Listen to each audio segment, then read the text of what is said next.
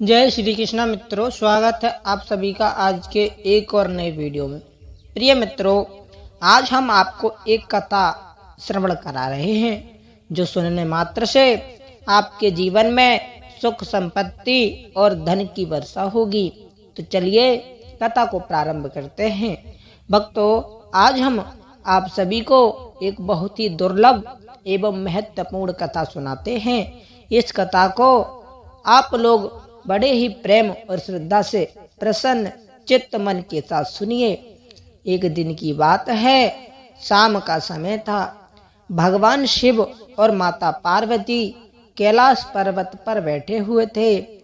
तभी माता पार्वती के मन में दो प्रश्न आए। उन्होंने भगवान शिव से दो प्रश्न पूछे। उनका पहला प्रश्न यह था कि बहू को परेशान करने वाली सास को कौन सी या किस प्रकार की सजा मिलती है। उनका दूसरा प्रश्न यह था कि कौन सी स्त्री के ससुराल में पैर रखने से गरीबी आ जाती है। अगर आप यह कहानी सुन रहे हैं तो पूरी सुनिए। इस कथा को आधा अधूरा छोड़कर जाने की गलती मत करिएगा, क्योंकि इस पवित्र कथा को पूरा सुनने से मनचाहा फल की प्राप्ति होगी। इसीलिए इस कथा को पूरा सुने। आप शिव भक्त हैं तो भोलेनाथ का अनादर न करें। इसके बाद माता पार्वती के प्रश्नों को भगवान शिव ने सुना और भगवान शिव ने कहा, हे पार्वती, आपके मन में आया हुआ प्रश्न बहुत महत्वपूर्ण है, साथ ही लोक कल्याणकारी है। इसीलिए कि जब कोई लड़की शादी के बाद बहू बनकर अपने माँ बाप को, जिन्होंने उसे जन्म दिया है और पाला पोसा है, उसी को हमेशा के लिए छोड़कर अपने ससुराल में जाती है, तो उस समय उसका ससुराल ही उसके लिए सब कुछ होता है और उस बहू के लिए उसके साथ ससुर की माता पिता होते हैं। इसीलिए हे पार्वती, हर सास ससुर को चाहिए कि अपनी बहू को अपनी बेटी जैसा ही प्यार दें। उन्हें सोचना चाहिए कि उनकी बहू उनके घर को खुशहाल करने के लिए अपना एक प्यारा सा संसार छोड़कर आई है। लेकिन ऐसा कम देखने को मिलता है कि एक सास अपनी बहू को अपनी बेटी की तरह प्यार देती हो। भगवान शिव कहते हैं, हे पार्वती, अब मैं आपके प्रश्नों का उत्तर देने के लिए आपको एक छोटी सी कहानी के सुनाता हूँ। इसे आप ध्यान से सुनिए, फिर आप पूरी तरह से संतुष्ट हो जाएंगी। तो प्रिय भक्तजनों, कहानी शुरू करने से पहले मेरा आप सभी से अनुरोध है कि यदि आप हमारे चैनल पर नए हों तो चैनल को सब्सक्राइब कर लें। आपका एक सब्सक्राइब हमारे लिए बहुत महत्व रखता है। आप हमारी वीडियो से ज्ञान प्राप्त कर सकते हैं, अपने जीवन में उतार सकते हैं। और साथ ही एक बात और कहूँगा कि आप वीडियो को पूरा देखें, क्योंकि आधी अधूरी वीडियो देखने से आधा अधूरा ही ज्ञान प्राप्त होता है, जो जीवन में कभी काम नहीं आता। तो चलिए हम कहानी को शुरू करते हैं। इस कहानी भगवान शिव ने माता पार्वती से कहा, हे पार्वती, एक गांव में एक बुढ़िया रहती थी जो बहुत ही दुष्ट थी। उस बुढ़िया के पास एक बेटा था और एक सीधी सादी बेटी भी थी। वह हमेशा माँ की बातों पर चलती थी। भगवान शिव कहते हैं, हे पार्वती, अब कुछ ऐसा हुआ कि उस बुढ़िया के बेटे को गांव में कोई भी काम नहीं मिलता है। वह इतना गरीब है कि जमीन भी बेचकर वह धन कमा नहीं सका। उसे धन कमाने के लिए कुछ काम करना होगा। वह काम की तलाश में दूसरे गांव में जाता है। दूसरे गांव में उसे एक अच्छा सा काम मिल भी जाता है, लेकिन वहां से हर रोज अपने घर पर आने के लिए समय नहीं मिलता है। सिर्फ पूरे साल में एक या दो बार कुछ दिनों के लिए ही उसे छुट्टी मिलती है। तो दोस्तों, अपने घर आ पाता है, इसीलिए वह दूसरे गांव में जाकर के काम करता है। लेकिन उसे अपनी पत्नी की बहुत चिंता रहती थी। इसीलिए जब उस बुढ़िया का बेटा अपने घर से काम करने के लिए दूसरे गांव पर जाता, वह जाने से पहले हमेशा अपनी माँ से कहता कि माँ, मेरी पत्नी की अच्छी तरह से ख्याल रखना, क्योंकि मैं रोजाना यहाँ पर नहीं आ सकता हूँ।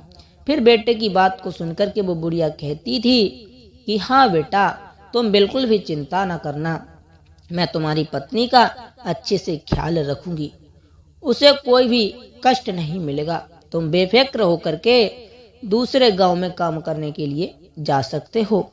अपनी पत्नी की चिंता मत करो, उसे मेरे पास छोड़कर बेफिक्र तुम जाओ।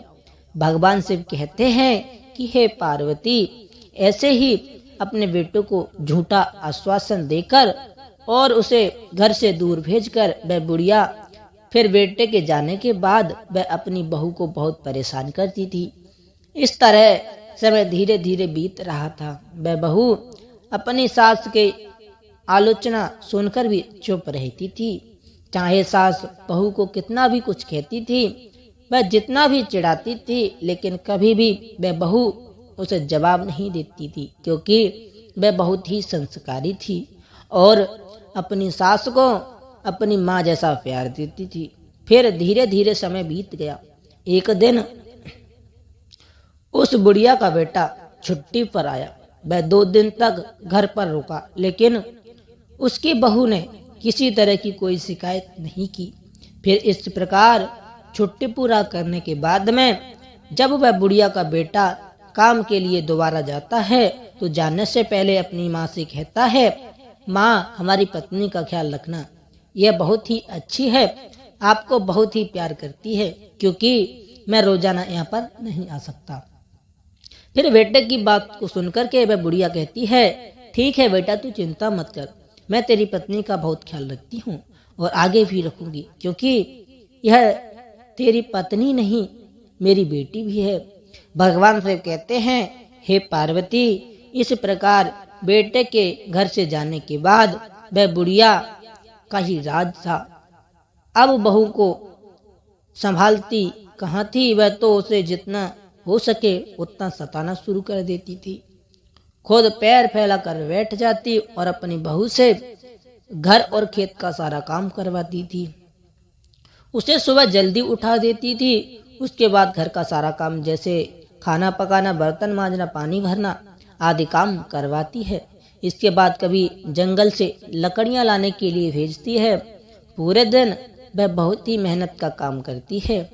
उसे थोड़ा सा भी आराम करने का समय नहीं मिलता। वह बुढ़िया अपनी बहू को ठीक से खाना भी नहीं देती है। कभी कभी सिर्फ पानी तो कभी बासी खाना देती है। भगवान शिव कहते हैं कि हे पार्वती, वो बेचारी बहू सब काम चुपचाप करती रहती है, कभी भी अपनी सास से किसी काम को करने से मना नहीं करती है, अपनी सास के सामने कोई जवाब भी नहीं देती है और वह अपनी सास पर कभी क्रोध भी नहीं दिखाती है। जब रात होती है तो वह बहुत परेशान रहती है और उसका शरीर बहुत दर्द करता है, लेकिन वह अपने पति से यह कभी नहीं कहती कि हमारी सासू माँ हमें बहुत परेशान करती हैं, क्योंकि वह नहीं चाहती थी कि घर में कलह हो और उसके पति जो दूसरे गांव में काम करने गए हैं वह भी परेशान हो। भगवान शिव कहते हैं, हे पार्वती, इस प्रकार से दिन बीतते गए। फिर एक दिन सास को पता चलता है कि हमारी बहू गर्भवती है, तो वह एकदम से विचलित हो जाती है और सोचती है कि कमाने वाला मेरा बेटा अकेला है, ऊपर से यदि एक बच्चा और आ गया तो खाने वाले का एक लोग और बढ़ जाएगा। उसके ऊपर बच्चे के जन्म के बाद उसका ख्याल रखने के कारण बहू कोई काम नहीं करेगी, मुझे ही सब कार्य करना पड़ेगा। भगवान शिव कहते हैं, हे पार्वती, फिर वह बुढ़िया अपनी बहू के बारे में ऐसा सोचती है कि हर सास तो यही सोचती है कि हमारे घर में जल्दी से पोता या पोती आए, लेकिन वह सास ऐसी है, वह नहीं चाहती कि हमारी बहू की कोख से कोई भी संतान जन्म ले, क्योंकि उसकी सोच है यदि बच्चा घर में आएगा तो वह बहू बच्चा के देख रेख में लग जाएगी और घर का काम वह नहीं करेगी, फिर सारा कामकाज मुझे ही करना पड़ेगा। भगवान शिव कहते हैं, हे पार्वती, जब वह बुढ़िया जान जाती है कि उसकी बहू गर्भवती है तो वह उससे ज्यादा सताने लगती है और बहू को बहुत सारा काम करने के लिए कहती रहती है। फिर भी बहू ऐसी हालत में घर का सारा काम करती है और सास जो भी काम को कहती है वह सब करती है। कुछ महीने इसी तरीके से बीत जाते हैं। फिर बहू के 9 महीने पूरे होने के बाद उसके प्रसूति का समय आता है। उसके पेट में दर्द होता है। बहू प्रसव के दर्द में व्याकुल हो जाती है और अपनी सास से कहती है, मुझे लगता है कि मेरे प्रसूति का समय नजदीक आ गया है, कृपया जल्दी से आया को बुला लें। सास उससे कहती है कि आया की आवश्यकता नहीं है, मैं तुम्हें एक नींबू देती हूँ, यह नींबू लेकर और तुम दूर जंगल में जाकर के इस नींबू को खा लेना, तुम्हें प्रसूति हो जाएगी। पर मेरी एक बात ध्यान से सुन लेना, यदि तेरी कोख से बेटा हो तो उसे लेकर घर आना, यदि तेरे कोख से बेटी हो तो उसे घर लेकर नहीं आना। भगवान शिव कहते हैं, हे पार्वती, बहू बेचारी वेदना से तड़प रही थी। सास के द्वारा बताए हुए रास्ते पर चलती है और नींबू लेकर के उस जंगल में चली जाती है, जिस जंगल के बारे में उसकी सास बताती है। फिर वह जैसे ही नींबू खाती है, कुछ ही पल में उसकी प्रसूति हो जाती है और वह एक बेटी को जन्म देती है। भगवान शिव कहते हैं कि हे पार्वती, बहू ने उस बेटी को बड़े प्यार से दुलार किया और उसे दूध पिलाती है, क्योंकि उसने उस बेटी को नींबू खाकर के पैदा किया था। इसीलिए उस बहू ने अपनी बेटी का नाम निम्बावली रखा, जिसमें वह अपनी बेटी को छिपा करके रख सके। आखिरकार उसने एक ऐसा पेड़ खोज ही लिया जिस पेड़ में बहुत बड़े बड़े खोल थे। उस खोल के ऊपर चिड़ियों का घोंसला था। फिर उसने अपनी बेटी निम्बावली को उस पेड़ की खोकर में छोड़ दिया और उस पेड़ पर रहने वाली चिड़ियों से कहा कि यदि मैं अपनी बेटी को घर ले जाऊंगी तो मेरी सास मेरे साथ मेरी बेटी को भी मार देगी, इसीलिए मैं अपनी बेटी निम्बावली को इस खोकर में छोड़कर आपके भरोसे जा रही हूँ। हे चिड़ियों, आप सब मेरी बेटी का ध्यान रखना। भगवान शिव कहते हैं, हे पार्वती, फिर बहू ने यह कहकर घर वापस प्रस्थान कर लिया। अब जैसे ही वह घर वापस आती है तो उसकी सास समझ जाती है कि उसे बेटा नहीं हुआ है, क्योंकि उसने पहले ही कह दिया था कि यदि बेटा हो तो घर लेकर आना, यदि बेटी हो तो घर लेकर मत आना। वह डर से अपनी बेटी को जंगल में ही छोड़ आई। भगवान शिव कहते हैं, हे पार्वती, इस प्रकार वह बहू अपनी सास से कहती है कि माँ बेटी हुई थी इसीलिए लेकर नहीं आई। फिर तो बहू की बात सुनकर के वह बुढ़िया एकदम से शोर मचाने लगती है और चिल्लाती है कि मेरी बहू ने अपने बच्चे को खा लिया, मेरी बहू बच्चे खाने वाली डायन बन गई है। भगवान शिव कहते हैं, हे पार्वती, उस बुढ़िया के द्वारा बहू को इतना परेशान किया जाने लगा, मगर बहू अपनी सास की बातों को अनसुना कर देती थी और मन ही मन में इस बात से खुश रहती थी कि भगवान की कृपा से उसकी बच्ची जिंदा है। और फिर रोजाना वह बहू जानवरों को चराने के लिए जंगल में ले जाती और उसी के बहाने अपनी बच्ची को दूध पिलाती है। इस तरह से कुछ दिन बीतते हैं। उधर उस पेड़ की खोकर में निम्बावली धीरे धीरे बड़ी हो जाती है। इस तरह 1 साल बीतता है और फिर उस बुढ़िया का बेटा अपनी छुट्टियों पर घर लौटता है। जैसे ही घर में प्रवेश करता है तो बुढ़िया अपने बेटे से कहती है, बेटा, तुम्हारी पत्नी इंसान नहीं है, वह एक डायन है जो जीवित लोगों को खा जाती है। वह भी जो एक बेटी थी, लेकिन तुम्हारी पत्नी ने अपनी बेटी को खा लिया। भगवान शिव ने पार्वती से कहा, वह बुढ़िया का बेटा अपनी माँ का स्वभाव भली भांति जानता है। उसने समझ लिया कि यह एक साजिश है। फिर उसने अपनी पत्नी से उस बेटे या बेटी के बारे में कुछ नहीं पूछा और उस बहू ने भी अपने पति से सास के बर्ताव के बारे में कुछ नहीं कहा। वह नहीं चाहती थी कि घर में किसी प्रकार का झगड़ा हो। फिर भगवान शिव ने कहा, हे पार्वती, उस बुढ़िया का बेटा कुछ देर तक घर आकर के रहता है और फिर वह बुढ़िया का बेटा काम के लिए दूसरे गांव चला जाता है। इस बीच उसकी बहू को फिर से गर्भ धारण हो जाता है। बुढ़िया को जब यह पता चलता है कि मेरी बहू फिर से गर्भवती है तो वह बुढ़िया बहुत नाराज हो जाती है और अपनी बहू को पहले से भी ज्यादा परेशान करने लगती है। फिर भगवान शिव ने पार्वती से कहा, हे पार्वती, उसकी बहू दूसरी बार जब 9 महीने पूरे कर लेती है तो उसे प्रसूति का दर्द शुरू होने लगता है। तब बहू अपनी सास को पहले की तरह आया बुलाने को कहती है, लेकिन फिर भी उसकी सास आया को नहीं बुलाती है और उसे एक मुट्ठी जीरा ला करके अपनी बहू को देती है और कहती है, यह जीरा तुम लेकर के जंगल में जाना और इस जीरे को खा लेना, तुम्हें आराम से प्रसूति हो जाएगी। लेकिन एक बात है, उसे तुम ध्यान से सुनो, इस बार भी अगर तुम्हें बेटा हुआ तो उसे घर लाना, अगर बेटी हुई तो उसे घर मत लाना। भगवान शिव कहते हैं, हे पार्वती, बुढ़िया के कहने पर वह बहू फिर उस सुनसान जंगल में गई और वहां जीरा खा लिया। कुछ ही समय बाद उसे प्रसूति हो गई और उसने इस बार भी एक सुंदर बेटी को जन्म दिया और बेटी के जन्म लेते ही वह बहू पहले ही की भांति अपनी बेटी को बहुत ही दुलारती है और दूध पिलाती है, क्योंकि वह बेटी जीरा खाने से पैदा हुई थी। इसीलिए अपनी बेटी का नाम रावती रखती है और फिर पहली बेटी को जहाँ पर रखा था उसी खोखर में जाकर के अपनी दूसरी बेटी को भी रख देती है और चिड़ियों को उसका ध्यान रखने के लिए कहती है। वापस घर आती है। उधर बहू के घर पहुंचते ही वह बुढ़िया पहले से ज्यादा जोर जोर से चिल्लाने लगती है और गांव वालों से कहती है कि उसकी बहू ने इस बार भी अपने बेटी को खाया है, यह एक चुड़ैल है। मगर इस बार भी बहू जो भी अपनी सास के चिल्लाने को अनसुना कर देती है और इधर गांव वाले भी उस बुढ़िया की बात पर ध्यान नहीं देते।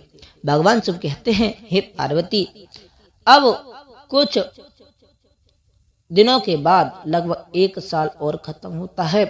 उसका बेटा फिर वापस लौटता है और अपने बेटे के घर आते ही वह बुढ़िया पहले की तरह अपने बेटे को बहू की चुगली करती है और बेटे से कहती है कि बेटे, इस बार भी तुम्हारी बहू ने एक बेटी को जन्म दिया और उसके जन्म होते ही उसने अपनी बेटी को खा लिया। उसने अपनी बहू को डायन कहा और कहा कि वह सबसे बड़ी चुड़ैल है। भगवान शिव कहते हैं कि हे पार्वती, इस तरह उस बुढ़िया की बात को सुनकर उसका बेटा चुपचाप रहता है और अपनी माँ से कुछ नहीं कहता है। उसने अपनी पत्नी से भी कुछ नहीं पूछा। फिर कुछ दिन घर पर रहकर जब वह वापस दोबारा काम पर जाता है तो वह तीसरी बार बहू गर्भवती हो जाती है। भगवान शिव कहते हैं कि हे पार्वती, इस बार भी पहले की तरह ही हो जाता है। इस बार बुढ़िया बहू को एक आम देती है और बहू उस आम को लेकर के उसी जंगल में जाकर खाती है। जब वह आम खाती है तो वह एक बेटी को जन्म देती है और उसको दूध पिलाकर उसका नाम आम रख देती है और फिर उसको भी उसी खोकर में छिपा देती है और चिड़ियों से उसका ख्याल रखने के लिए कहकर वापस अपने घर आती है। भगवान शिव कहते हैं, हे पार्वती, अब बुढ़िया गांव के द्वार द्वार पर जाकर के बहू की चुगली करती है, मगर बहू अपनी सास की एक भी बात को बुरा नहीं मानती है और सास से नफरत भी नहीं करती है। मगर वह बुढ़िया गांव में जोर जोर से चिल्लाती है कि हमारे बेटे की बहू डायन है, उसने 3 बेटियों को खा लिया है। भगवान शिव कहते हैं, हे पार्वती, वह बुढ़िया जिस तरह से शोर मचाती है तो लोगों को भी लगने लगता है कि वास्तव में ही उसकी बहू सचमुच ही बच्चे खाने वाली डायन है। तो लोग डर के मारे अपने बच्चों को घर के अंदर बंद करके रखने लगते हैं। इस प्रकार से धीरे धीरे यह बात गांव के चारों तरफ फैल जाती है और उस बुढ़िया का बेटा जिस घर में काम करता था उसे वहां भी यह बात सुनने को मिल गई। फिर तो उस बुढ़िया का बेटा यह खबर सुनकर बहुत परेशान हो जाता है। वह तुरंत ही मालिक से अनुमति लेकर के अपने गांव वापस आता है। जब तक बुढ़िया का बेटा अपने गांव वापस आता है तब तक यह खबर उस राज्य के राजा के कानों तक पहुंच जाती है कि बुढ़िया की बहू वास्तव में एक डायन है। फिर राजा सिपाही को भेज करके बुढ़िया को दरबार में बुलाता है और बात की छानबीन करता है। तो बुढ़िया मिर्च मसाला लगा करके राजा से कहती है कि महाराज क्या बताऊं, मेरी बहू वास्तव में एक बड़ी डायन है, बच्चों को खाने वाली चुड़ैल है। उसने मेरी 3 बेटियों को जिंदा ही खा लिया है। फिर तो राजा उस बुढ़िया की बात को सुनकर क्रोधित हो जाता है और सिपाहियों को आदेश देता है कि चौराहे पर एक सूली लगवाओ और उस बुढ़िया की बहू को जहां कहीं भी मिले वहां से ला कर आओ और शीघ्र उसे सूली पर चढ़ा दो। भगवान शिव कहते हैं, हे पार्वती, इस प्रकार राजा के सिपाही शीघ्र ही आज्ञा का पालन करते हैं और तुरंत ही सूली बनाते हैं और जाकर के बुढ़िया की बहू को दरबार में लेकर आते हैं। फिर राजा पूछता है कि क्या तुम्हारी साथ सच कहती है, क्या तुमने अपनी 3 बेटियों को जिंदा खा लिया है? मगर राजा की बात को सुनकर वह बहू चुपचाप नीचे सिर झुकाए खड़ी रहती है। फिर तो बहू को चुपचाप देख करके राजा को विश्वास हो जाता है कि जैसा बुढ़िया ने बताया है उसकी बहू तो वास्तव में ही अपनी बेटियों को खाने वाली डायन है। और फिर राजा तुरंत ही अपने सिपाहियों को उस बहू को सूली पर चढ़ाने का आदेश देता है। तो सिपाही उसे लेकर के चौराहे पर जमा होते हैं। फिर राजा भी बाहर आता है। उसके बाद राजा के दरबार के सभी मंत्री सेनापति वहां पर इकट्ठे हो जाते हैं। भगवान शिव कहते हैं, हे पार्वती, इधर बहू को सूली पर चढ़ाने की तैयारी होती है तो उधर उसका पति भी घर पहुंचता है। जब वह घर पहुंचता है तो उसे घर में कोई दिखाई नहीं देता। वह सोचता है कि घर में माँ और पत्नी नहीं है और घर के दरवाजे पर ताला लगा हुआ है। वह परेशान हो जाता है और पड़ोसी से पूछता है कि क्या हुआ है। पड़ोसी बताते हैं कि तुम्हारी माँ और पत्नी को राजा के दरबार में बुलाया है। फिर वह बुढ़िया का बेटा घबरा कर राजा के दरबार की ओर भागता है।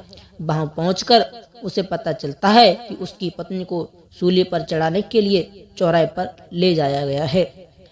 तब वह तेजी से चौराहे की ओर दौड़ता है। चौराहे पर पहुंचते ही वह देखता है कि राजा के प्रधान सिपाही और सभी प्रजा इकट्ठी है और कुछ ही समय में उसकी पत्नी को सूली पर चढ़ाने का हुक्म है। तब वह बुढ़िया का बेटा तुरंत ही राजा के पास जाता है और हाथ जोड़कर गिड़गिड़ाता है कि महाराज, कृपया मेरी पत्नी को सूली पर चढ़ाने से रोक दीजिए। कुछ देर के लिए मुझे एक बार अपनी माँ और पत्नी से सच बात पूछने दीजिए। यदि मेरी पत्नी अपराधी है तो मैं स्वयं कहूंगा कि उसे सूली पर आप चढ़ा दें। भगवान शिव कहते हैं, हे पार्वती, इस प्रकार राजा को कुछ दया आती है और वह राजा अपने सिपाहियों को कुछ देर के लिए सूली पर चढ़ाने का आदेश रोक देते हैं। भगवान शिव कहते हैं, हे पार्वती, फिर वह बुढ़िया का बेटा अपनी माँ से पूछता है, माँ, भगवान के लिए सच बताओ। वो बुढ़िया अपने बेटे से भी झूठ बोलती है और उससे कहती है कि हाँ, तेरी बहू डायन है, तेरी बहू ने तेरी 3 बेटियों को खा लिया है। भगवान शिव कहते हैं, हे पार्वती, मगर उस बुढ़िया के बेटे को अपनी माँ पर विश्वास नहीं होता है, क्योंकि वह जानता था कि उसकी पत्नी बहुत अच्छी है, संस्कारी है। वह कभी झूठ नहीं बोलती है, माँ की बहुत सेवा करती है, बच्चों को देखने के लिए दिन रात तरसती है। फिर ऐसी माँ अपने बच्चों को खा करके कैसे डायन बन सकती है?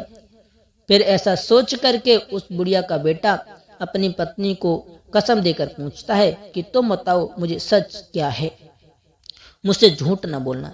भगवान शिव कहते हैं कि हे पार्वती, इस प्रकार उस बुढ़िया के बेटे की बहू शुरू से लेकर अंत तक की सारी बातें अपने पति को बताती है, लेकिन कोई भी उसकी बातों को सच मानने के लिए तैयार नहीं होता है। तो वो कहती है कि सच्चाई क्या है आप अपनी आंखों से देख लीजिए। और वो अपनी बेटियों को प्यार से आवाज देती है, निम्बावली प्यारी बिटिया संकट में मेरी रक्षा करना, रावती मेरी प्यारी बिटिया मेरी रक्षा करना, आमवती मेरी बिटिया संकट में रक्षा करना। भगवान शिव कहते हैं कि पार्वती जब उस बहू ने अपनी तीनों बेटियों को याद किया तो उसकी तीनों बेटियां तुरंत जंगल से दौड़कर आकर माँ के पास चली आई और माँ से लिपट गई। उसके बाद उस बेटे को सच्चाई पता चल गई। उसे देखकर राजा को सभी लोगों ने बहू की बातों पर विश्वास किया और सभी को सच्चाई समझ आ गई। फिर भगवान शिव कहते हैं, हे पार्वती, राजा ने क्रोधित होकर बुढ़िया से कहा, अब बताओ सच्चाई क्या है। अब तो बुढ़िया को डर के मारे कांपने लगी और लेकिन उसने सच बताना ही पड़ा। जब राजा ने सच्चाई जान ली तो उसने बुढ़िया को फांसी पर चढ़ा दिया और बहू को छोड़ने का आदेश दे दिया। राजा बहू के संस्कारों को देखकर वह बहुत खुश हो गया और बुढ़िया के बेटे से कहा, अब से तुम्हें दूसरे गांव जाने की आवश्यकता नहीं है, मैं तुम्हें इसी गांव में काम दूंगा। तुम अपनी पत्नी और बच्चों के साथ हमारे यहाँ खुशी खुशी रह सकते हो। भगवान शिव कहते हैं, हे पार्वती। फिर बुढ़िया का बेटा राजा से हाथ जोड़कर कहता है कि आपकी बड़ी कृपा हुई महाराज। और आपके उसके बाद बुढ़िया का बेटा अपनी पत्नी और तीनों बेटियों को लेकर घर पर आ जाता है। भगवान शिव कहते हैं, हे पार्वती, वह बहू बहुत ही संस्कारी थी, लक्ष्मी की उपासक थी और फिर वह अपने पति और अपनी तीनों बेटियों के साथ घर पहुंच करके लक्ष्मी को याद करके रात्रि में सो जाती है। उधर लक्ष्मी जी उस बहू को रात्रि में सपना देती हैं और कहती हैं कि बेटी, तुमने अब तक अपना जीवन गरीबी में काटा है, लेकिन तुम चिंता मत करो, आज मैं बताऊंगी कि तुम्हारे जीवन में गरीबी क्यों आई है। तुम्हारे ससुराल आने से पहले यह घर संपन्न था, लेकिन जैसे ही तुमने इस घर में अपना कदम रखा है, इस घर में गरीबी आ गई है। आखिरकार इसके पीछे का क्या कारण है। भगवान शिव कहते हैं, हे पार्वती, लक्ष्मी जी उस बहू से कहती हैं कि बेटी हमेशा ध्यान रखना, जब कोई बेटी शादी के बाद बहू बनकर ससुराल में जाती है और ससुराल में यदि वह 3 चीजें लेकर जाती है तो समझ लो कि घर परिवार में अशांति छा जाती है और उसका प्रभाव उसके सुहाग पर भी पड़ता है। घर में गरीबी आ जाती है। इसीलिए कभी भी किसी भी बेटी को शादी होने के बाद अपने मायके से ससुराल के लिए 3 चीजें लेकर नहीं जाना चाहिए। पहला चूल्हा है, जो रसोई की रस्म होती है। उस रस्म में बेटी मायके के दिए चूल्हे का प्रयोग करती है। मगर हमेशा ध्यान रखना, यदि नव विवाहिता दुल्हन अपने मायके से चूल्हा लेकर ससुराल में प्रवेश करती है तो सीधा इसका प्रभाव उसके गृहस्थ पर पड़ता है, जिसकी वजह से भाग्य की देवी रूठ जाती है और घर में गरीबी आ जाती है। भगवान शिव कहते हैं, हे पार्वती, अब लक्ष्मी जी दूसरी बात बताती हैं। बेटी, दूसरी चीज है नमक। बेटी, नमक का काम होता है चीजों को नमकीन करना। जब बेटियां शादी के बाद मायके से ससुराल की ओर प्रवेश करती हैं तो उनका धर्म क्या होना चाहिए। नए घर में प्रवेश करते वक्त सबको साथ लेकर चलना, सबसे अच्छे तरीके से बात करना और जो रिश्ते हैं उससे जुड़ा है उन सभी रिश्तों में मिठास घोलना। ऐसे में यदि नव विवाहिता मायके से नमक लेकर ससुराल में प्रवेश करेगी तो रिश्ते खराब हो जाते हैं और उससे जुड़ा हुआ हर रिश्ता नमकीन का रूप लेता है। हमेशा ध्यान रखना, यदि नव विवाहिता बहू अपने मायके से नमक से बना कोई भी सामान अपने ससुराल लेकर जाती है तो उसका सम्मान आजीवन अपने मायके के लोगों से जुड़ा रहता है, लेकिन उसका संबंध अपने ससुराल वालों के साथ कभी भी सही तरीके से नहीं जुड़ पाता है। वो रिश्ता मीठा कभी नहीं बन पाता है। इसलिए बेटी को विदाई के समय नमक लेकर नहीं आना चाहिए।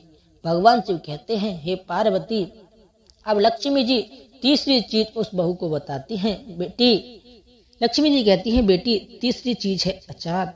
अक्सर माँ बाप बेटियों को शादी के बाद विदा करते समय उसके माता पिता उसकी पसंदीदा अचार को बनाकर भेज देते हैं, लेकिन हमेशा ध्यान रखना अचार खाने में खट्टा होता है, वैसे ही वह पति पत्नी के बीच में रिश्ते में खटास पैदा कर देता है और परिवार में भी खटास पैदा कर देता है। कभी कभी यह खटास इतनी गहरी हो जाती है कि पति और पत्नी में से किसी एक की मृत्यु हो जाती है। इसलिए याद रखना कि शादी के बाद विदा होते समय अपने मायके से कभी भी अचार जैसी कोई वस्तु नहीं लानी चाहिए। और जब तुम्हारी शादी हुई थी तो तुम्हारे माता पिता ने यह तीनों चीजें तुम्हें दी थी, जिसकी वजह से तुम्हारे घर में अशांति रही और तुम्हारे घर में गरीबी आई। तुमसे भाग्य की देवी रूठ गई, लेकिन तुम्हारे संस्कार बहुत अच्छे हैं। तुमने कभी अपनी सास को कोई जवाब नहीं दिया। तुम्हारी सास ने तुम्हें प्रताड़ना किया, जिसके कर्मों का फल तुम्हारी सास को मिला। और तुम्हारी सुशील की वजह से, तुम्हारे संस्कारों की वजह से मैं तुम्हें आशीर्वाद देती हूँ कि आज के बाद में कभी भी तुम्हारे घर में गरीबी नहीं रहेगी और तुम दोनों का जीवन पूरी तरह से सुखद हो जाएगा। भगवान शिव कहते हैं, हे पार्वती, लक्ष्मी जी इतना बात कह करके वहां से अंतर ध्यान हो जाती हैं। उधर उस बहू की आंख खुल जाती है और सुबह होने पर इंतजार करने लगती है। रात भर बहू को नींद नहीं आती है। अब जैसे ही सुबह होता है तो राजा के सिपाही सुबह होते ही उस बुढ़िया के बेटे को बुलाने के लिए आ जाते हैं और कहते हैं कि चलो, तुम्हें राजा ने बुलाया है। फिर जैसे ही वह बुढ़िया का बेटा राजा के दरबार में पहुंचता है, क्योंकि लक्ष्मी जी की कृपा हो चुकी थी, इसीलिए राजा अपने दिए हुए वचन के अनुसार उस बुढ़िया के बेटे को अपने राज्य में अच्छी सी नौकरी देता है। और फिर बड़ी ईमानदारी के साथ वह बुढ़िया का बेटा उस राजा के यहाँ पर नौकरी करता है और अपनी पत्नी तथा तीनों बेटियों के साथ में सुख शांति से जीवन बिताता है। भगवान शिव कहते हैं, हे पार्वती, अब तुम अपने प्रश्न का उत्तर सुनो। तुम्हारा पहला प्रश्न था कि उस सास को कौन सी सजा मिलती है जो बहू को परेशान करती है। तो अब तुमने देख ही लिया कि उस बुढ़िया को सूली पर चढ़ा दिया गया। फिर वह कहती है कि मुझे छोड़ दो, अब मैं कभी भी अपनी बहू को परेशान नहीं करूंगी, मगर उससे छोड़ा नहीं जाता, उसे सजा भुगतनी ही पड़ती है। भगवान से बोले, हे पार्वती, तुम्हारा दूसरा सवाल यह था कि कौन सी स्त्री अपने ससुराल में जाते ही गरीब हो जाती है। तो समझ लो कि शादी के बाद नवविवाहिता को अपने मायके से 3 चीजों को लेकर नहीं आना चाहिए, यानी नंबर 1 चूल्हा, नंबर 2 नमक, नंबर 3 अचार। यदि कोई नवविवाहिता इन 3 चीजों को अपने मायके से अपने ससुराल में लेकर आती है तो उसके जीवन में कभी गरीबी आ जाती है। मित्रों, इस कहानी को अपने परिवार की सभी सदस्यों को जरूर सुनाओ। यदि आपको कहानी कैसी लगी, यदि कहानी बढ़िया लगी हो तो वीडियो को लाइक करें और हमारे चैनल पर नए हो तो चैनल को सब्सक्राइब कर लें। मिलते हैं नेक्स्ट वीडियो में। जय श्री